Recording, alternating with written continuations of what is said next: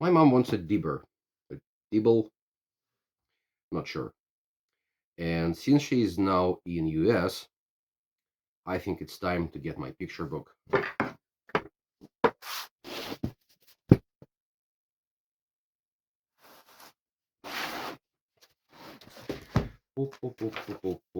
A, B, C, F, wait for D, Dibble. A conical shaped tool used to make the hole for planting seedlings, often made of solid metal or metal with a wooden handle. Homemade varieties are sometimes made entirely of wood. Nice, I have wood. What else is here? Digging hoe. Wonder what that's supposed to mean. Anyway, since my mom specified she wants for the small one to be 15 centimeters, which is roughly 6 inches, I got my blanks. She did not specify they need to be made of aspen though, so hopefully not vampire hunting. But who knows, maybe she plants garlic. Okay, let's rub them in. So blanks. Not the prettiest blanks. And those are split, not sewn, because grain. I wanted to run all the way through. H is for handle, T is for tip. There's a little split here, but it ends up like right here, and I will get rid of approximately this much anyway later.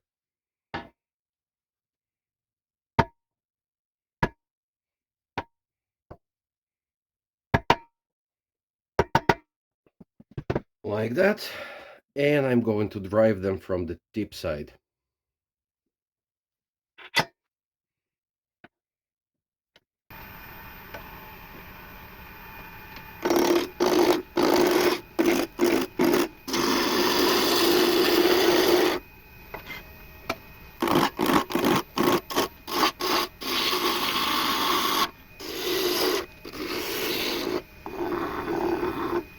Yeah, I think that's acceptable.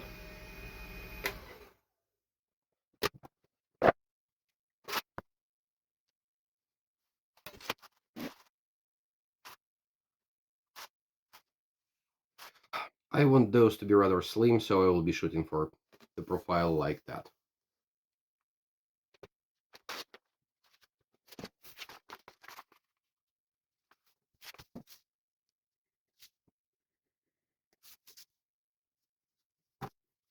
Whoops.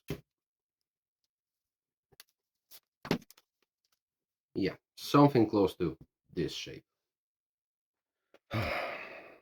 So about this much will go into the chuck.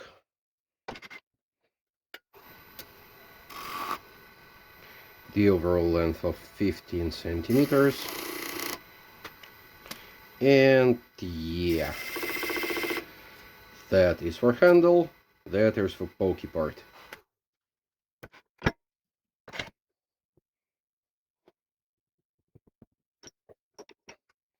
This one I did not round good enough, so more work on the lathe.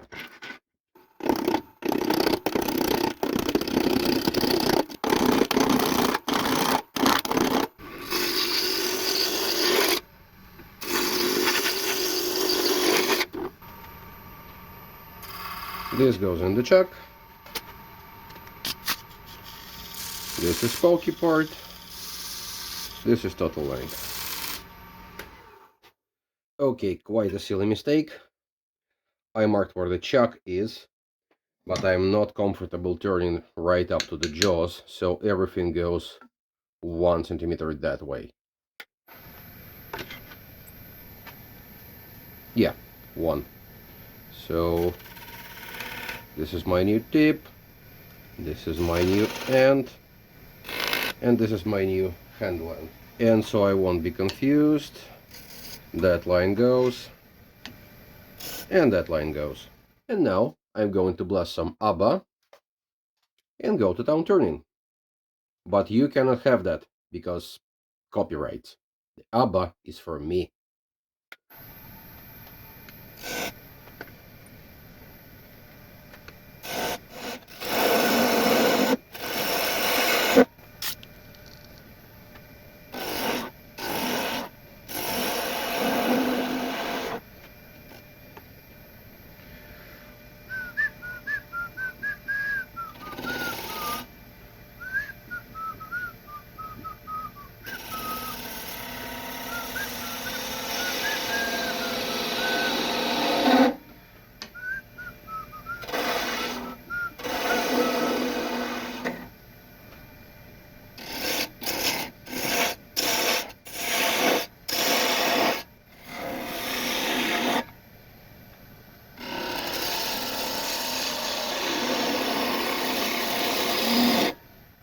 Do I like this profile? Yeah. Something off here. Probably broken piece. Yep.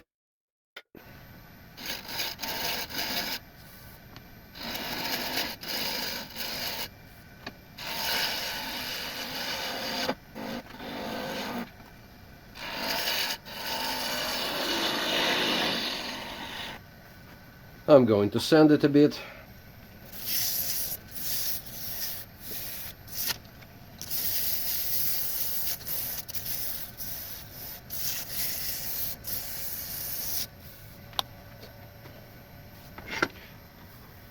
Maybe even try a bit burnishing.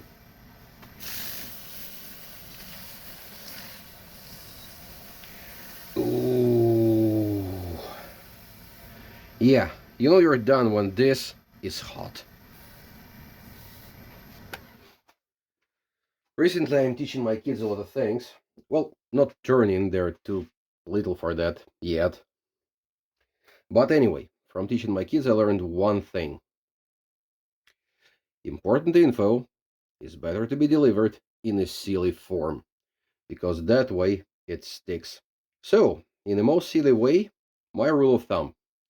It is generally a bad idea to turn carrots. And it's better to turn Christmas trees. What I'm going to do next is I'm going to turn with all this stick out with no tailstock support. And I want to do that so the handle is smooth. Of course I could do entire Richard Ruffin mode and cut a set of decorative grooves into that and call it pretty, but this is supposed to be put into the ground. So I want no chance for the dirt to get into somewhere and stay there. I think that last part needs clarification. So to me, something going towards the chuck is the bottom of it. It just feels natural, like with goblets or bowls. The bottom to the chuck, the top towards the tailstock support. Or no tailstock support. Anyway, carrots and Christmas trees. So whatever is thin at the bottom looks like a carrot. Whatever is thick at the bottom looks like a Christmas tree. And if you want to grab something, you want as much rigidity closer to here than to here. If something you grab in the chuck has a flimsy point at this side, it doesn't matter how sturdy your chuck is or how powerful it grips. It all comes to the flimsy section that is bendy. So you will have chatter, you will have vibrations, part will bend under cutting load, so on and so forth. For a Christmas tree, you grab the thickest part, you work on the thinnest part, and it's rather okay. Unfortunately, as usual, to get the best shot, my camera needs to be exactly where I want to be. Okay, rest a bit lower. Tailstock is engaged for now. Let's go.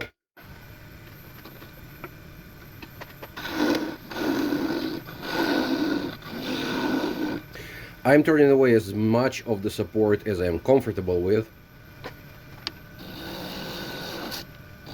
Yeah, that was a whoopsie.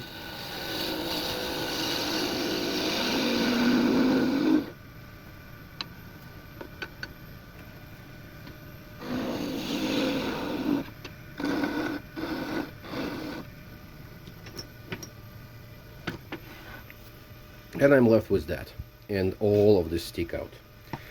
So when I've been just starting the craft, I've been kind of afraid of the spinning things. And now I don't, because I know my lathe and I know my tools. So with this much of a stick out, I think I can pull off one trick with my hand acting as a steady rest. I'm not grabbing it, I don't want to hold it, I just want to touch it and dampen any vibration that will go into the part from the cut. And I would really try to go slowly. This goes off, and that, and that, and that.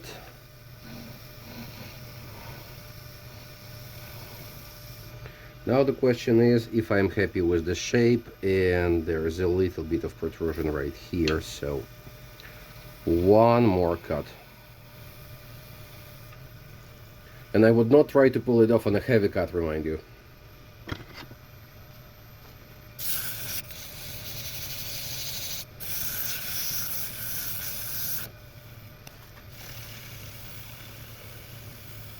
Oh, hot, hot, hot, hot, hot, hot, hot, hot, hot. Ah.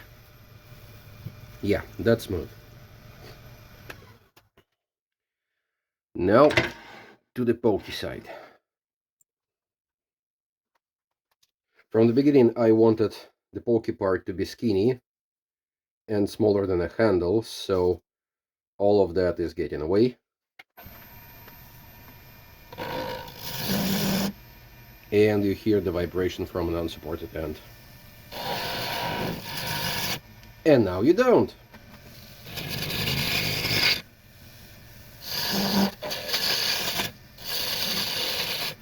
So the general idea, I'm doing as much as I can here before removing material here, so it stays as stiff as it can be for as long as it can be.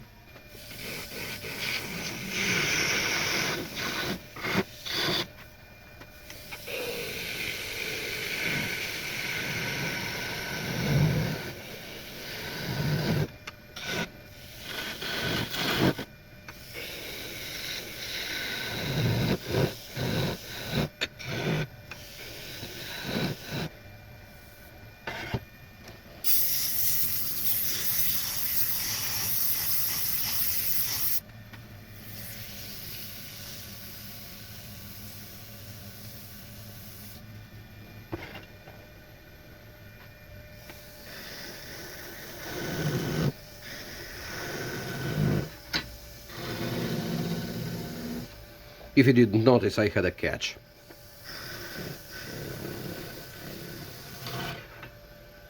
And here it is. Tip is not pretty, but it will get sharpened anyway. And I think I can fix it with a knife.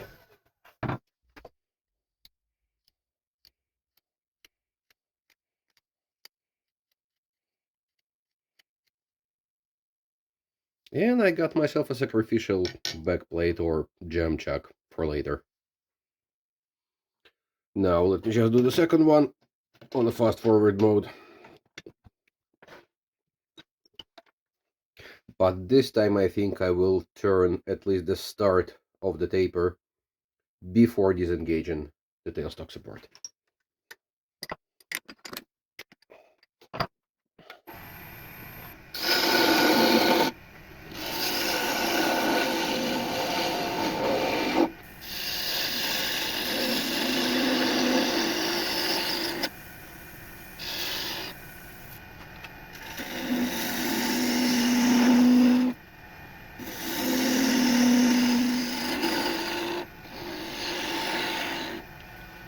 By the way, did you see that chips pile up? This is one of the reasons why so many people are teaching you to look for your profile here and no here where a chisel is.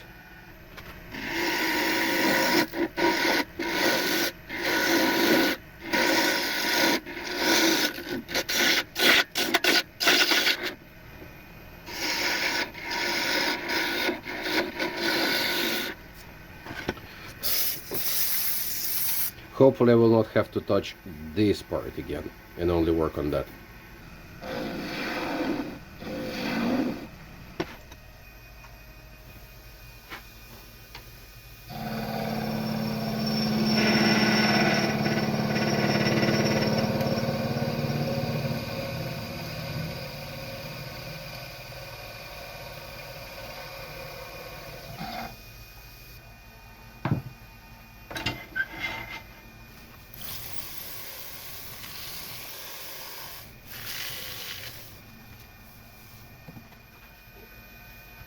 And now to finish the taper and part it off.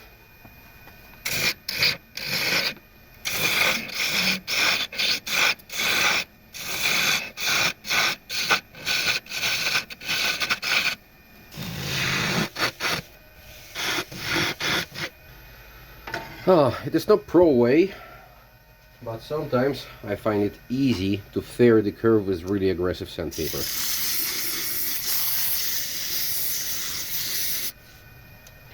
So now I can go over it with a skew very delicately.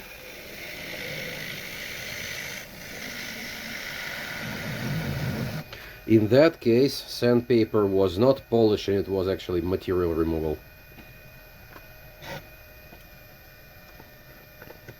Can I try cutting it off with a skew?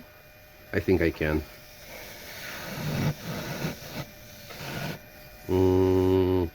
But first polish and burnish.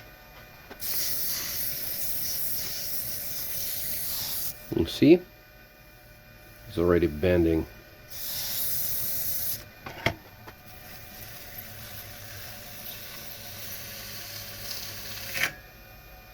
Whoops. Yeah, that was a whoopsie.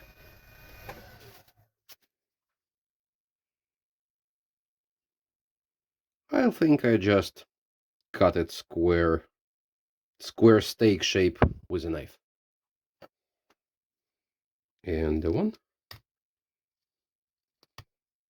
And the two. And the three. And the four.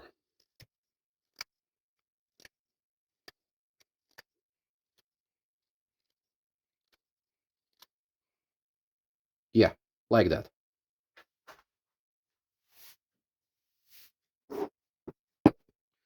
So now all that is left is to oil the dibbers, dibbles, whatever.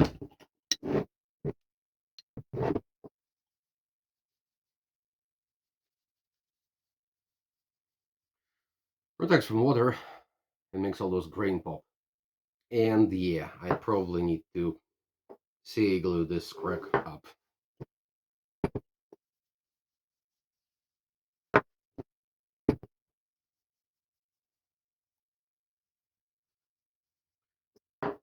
And I'm done.